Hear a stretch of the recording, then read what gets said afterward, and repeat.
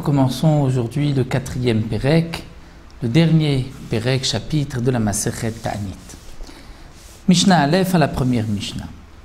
La Mishnah nous parle ici de la Birkat Kohanim, c'est-à-dire lorsque, pendant la Tefila, la prière, les Kohanim vont bénir le peuple. Quels sont les jours où les Kohanim vont bénir le peuple? Toutes les Tefilot, c'est-à-dire à la Tefila de Shacharit du matin, de Mincha, de Moussaf s'il y a un Moussaf, et même de Neila, comme nous le verrons le jour de Yom Kippourim. La Mishnah nous enseigne qu'il y a 3 prakim, 3 moments, 3 périodes, bishlosha prakim, où les Kohanim nosim et kapem, où les Kohanim vont lever leurs mains, puisque la Birkat Kohanim se fait lorsque les Kohanim lèvent leurs mains. Arba pa'amim bayom, 4 fois dans la journée.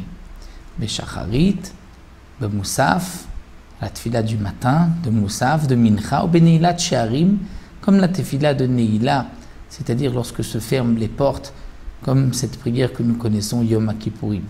Nous allons reprendre tout de suite la Mishnah d'après le Barthénora. Juste nous terminons, donc la Mishnah nous dit il y a 3 moments dans l'année, Ta'aniyot au moment des jeûnes, Bema Amadot, c'est comme nous l'avons vu, et comme la Mishnah dans ce même Pérec, la 2e Mishnah nous l'expliquera, où les Bnei Israël, un groupe était délégué pour être présent au moment où on apportait le korban, puisqu'un homme doit être présent lorsqu'on apporte son korban. Le korban tamid est un korban de tout le klal Israël, et le peuple d'Israël doit être présent, donc il déléguait des hommes qui allaient être là au Beth Amikdash, qu'on appelait les Anshe Mahamad.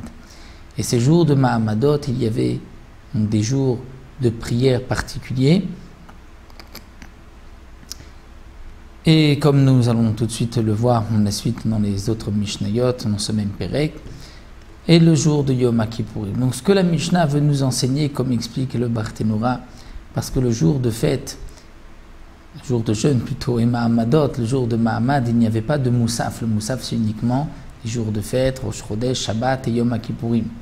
C'est pour cela que le Barthénora, comme nous le dit la Gemara, reprend la Mishnah et nous dit qu'en vérité, Beshlosha Prakim, dans ces 3 périodes de l'année, les Kohanim vont lever leurs mains, c'est-à-dire vont bénir le peuple, non pas 4 fois par jour, puisque les jours de jeûne, ce n'était pas 4 fois, c'était 3 fois par jour. Mais ce que la Mishnah veut nous dire, c'est que les Kohanim vont bénir le peuple au moment de chaque tefila de cette journée. C'est Shacharit, Mincha et Neila. Mais il y a un jour qui est Yom Kippourim, où il y a même une 4e fois, puisqu'il y a la tefila de Moussaf. Donc le Tana nous enseigne 3 périodes dans l'année où les Kohanim vont bénir le peuple au moment de chaque prière. Et il y a une fois dans l'année où ce sera même 4 fois dans la journée, c'est le jour de Yom Kippourim. Mais Ta'anit et Mahamadot, ce n'est que 3 fois par jour. Et comme nous rajoute ici le Barthénora, notre Mishnah, c'est d'après Rabbi Meir, qui pense que au moment des Ta'aniyot, des jours de jeûne, des Mahamadot, il y avait Birkat Kohanim au moment de la Tefila de Mincha. Parce que tous les jours, les Kohanim ne bénissent pas le peuple au moment de la Tefila de Mincha. Pourquoi? Étant donné que Mincha, c'est toujours après le repas du midi, et qu'on a peut-être bu du vin pendant le repas, le Kohen n'a pas le droit de bénir le peuple s'il a bu du vin. Le jour de jeûne, il n'y a pas de repas.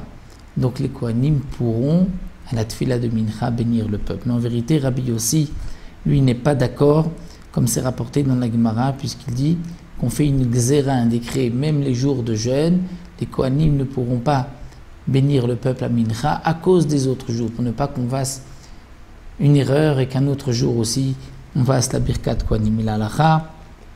Et comme Rabbi Yossi, c'est-à-dire qu'il n'y a pas de Birkat Kohanim à Mincha, les jours de jeûne et Mahamadot et jours de Yom Kippourim, parce qu'il y a de toutes les manières la Tefila de Neila.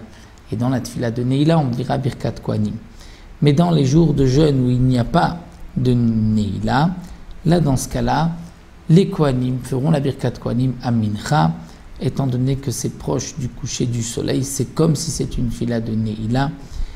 Et donc, c'est pour cela que les Chachamim n'ont pas décrété ces jours-là. Donc reprenons la Mishnah. Nous avons vu une marloquette entre Rabbi Meir et Rabbi Yossi. Est-ce que les jours de jeûne, on pourra faire la Birkat Kohanim au moment de la prière de Mincha? D'après Rabbi Meir, oui. D'après Rabbi Yossi, non. À l'exception, nous dit Rabbi Yossi, des jours de jeûne où il n'y a pas de Neila, de cette prière de Neila, où la Mincha est priée proche du coucher du soleil, là on pourra dire Birkat Kohanim. Donc c'est 3 moments dans l'année, qui sont les jours de jeûne, les jours de Mahamad que nous verrons dans la deuxième Mishnah, et le jour de Yom Kippourim. Ces jours-là, les Kohanim vont bénir le peuple à chaque prière, et le jour de Yom Kippourim, c'est même donc 4 fois par jour, puisqu'il y a en plus la Tfila de Neila. Pour les Mahamadot, nous verrons que 4 jours dans la semaine, l'Anché Mahamad jeûne, et c'est donc ces jours-là que la Mishnah mentionne ici, où les Kohanim auront la Birkat Kohanim ces jours-là. Nous reprendrons dans la deuxième Mishnah le din des Mahamadot.